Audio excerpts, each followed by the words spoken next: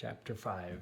With the little ones now under Miss Solomon's care, Efren suddenly remembered his homework, which he'd completely forgotten about until that very minute.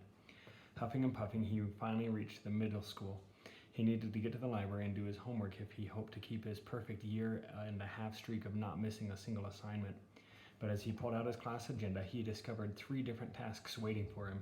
He scanned the math worksheet. It was simple enough. He could finish it during the warm-up activity at the start of class. Same with the Venn diagram on amphibians for science. But how could he annotate an entire 3-page article from Mr. Garrett with only 15 minutes until the first bell? Efren's mouth went sour and his stomach tightened.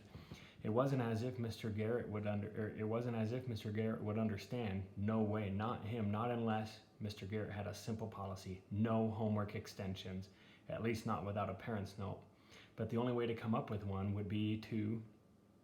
Efren shook his head as if trying to throw the idea away, but it held strong. He gathered his belongings and headed to the cafeteria. David liked cutting it close, so chances were he might not be there. Still, Efren thought it was worth checking. If he were on time for a change, he'd no doubt be at the lunch area, munching on anything cheese-flavored. Efren hurried down the stairway. Finding his best friend turned out to be pretty simple. All he had to do was look right ahead at the brightly dressed kid standing on top of a lunch bench, hollering something about doing away with all homework if he were elected president.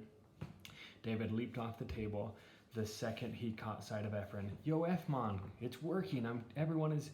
I talked to is promising to vote for me. I'm telling you, it's in the bag." Efren leaned in closer to examine David's lilac shirt and squinted, pretending to be blinded by its brightness. "What's up with the shirt?" "It's the perfect blend of blue and pink." "And?" David rolled his eyes. "Simple. I want to appeal to all my voters. Blue for boys, pink for girls." Efren shrugged. "At least you'll be safe crossing the street." "You want to help me pass out some flyers?" Efren caught himself pursing his lips together like Amma often did, and felt the pressure building inside. Actually, he couldn't believe the words coming out of his mouth. "I need a favor." "Anything, bro. Just name it." The classroom door was ajar, yet every student in Mr. Garrett's first period class preferred to wait outside in the cold morning air. Efren poked his head inside. "Mr. Garrett?" asked Efren. "May I speak with you?" Mr. Garrett lowered his magazine. "Mr. Nava, you do realize the bell has not yet rung?" As Efren took a deep breath, his eyes glanced over to Mr. Garrett's left hand, to his bare ring finger. There was no wedding ring, just a white tan line in its place. According to the chisme at school, Mr. Garrett went through a tough divorce, even lost custody of his son and daughter, probably the reason he was so cranky. "I know, sir," Efren said. "It's about my homework. I didn't get a chance to complete it." Mr. Garrett's right eyebrow bent kind of funny. "You? Really? Guess that just leaves Jennifer Huerta for the perfect homework award at the end of the year. Unless, of course, you have a note." Efren dug his hand into his pocket and pinched at the corners of his phony note. He thought back to the awards night last school year, remembering how loudly both Amma and Appa had cheered when the principal called his name. Then he imagined the look of disappointment on their faces if they ever found out what he'd done. He took his hand out of his pocket and clenched it closed. "No, sir, I don't have a note." "In that case, go ahead and fill out a parent notification slip and sign the missed homework log." Efren turned away, head down. "Oh, and make sure you return the slip or it's an automatic referral to the office." Office. The word alone made him uneasy. For the rest of class, Efren did his best to stay focused as Mr. Garrett droned on about the lack of proper citations in today's media. Well, as best he could, with David slipping him little notes with campaign slogan ideas. He watched the clock's minute hand inch its way through the complete loop. Efren thought about Appa's promise. Amma would be returning today. That was all that mattered. No more struggling to untangle Mia's long wavy hair and figuring out how to braid it perfectly centered down her back. It also meant not having to chase a naked Max around the apartment trying to put on a fresh pair of undies on him. Instead, it meant Efren could go back to hiding out in the bathtub, finishing what could possibly be his favorite book, the whole time knowing that a delicious breakfast awaited him when he stepped out. He took a deep breath, imagining the scent of cinnamon escaping a fresh pot of arroz con leche. The thought made his stomach growl. Efren sprinted right home after school, stopping only when he reached the bottom steps to his apartment. Gasping for breath, he eyed the closed blinds to his living room window. His initial thought was that Amma was not home, but he wasn't ready to accept defeat, not just yet. After all, it was completely possible that she was just tired from the difficult trip and decided to take a nap. Efren climbed the stairs, removed the key safety pinned onto the inside of his shirt collar. He unlocked both the metal screen and front door. Once inside, he searched each section of the room. The sheets over the mattresses lay unfolded just as he'd left them this morning. The only other place left to check was the bathroom, which he immediately headed to. He knocked and pushed the door open. Nothing.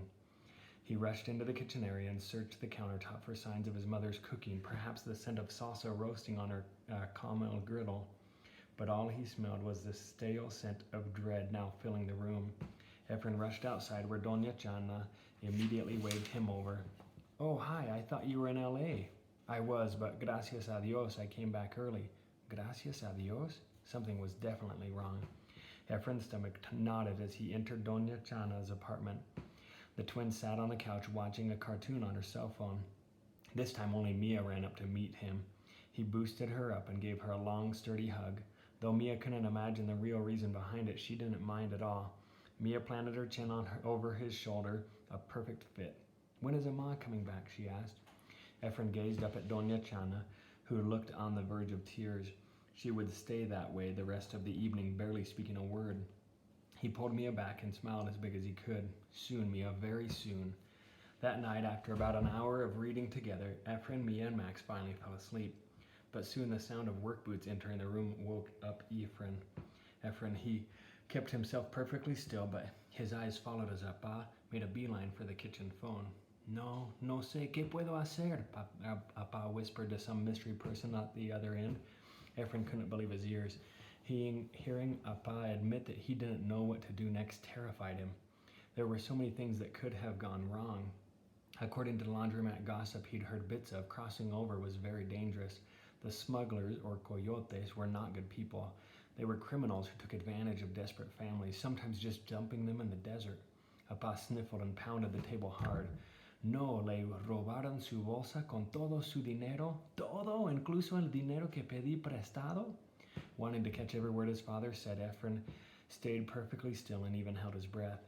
But hearing that Amma's purse had been stolen along with the money Appa had borrowed made Efren's entire body shake. "Ahora cómo consigo más dinero para cruzarla?" Where would he find the money to get her home?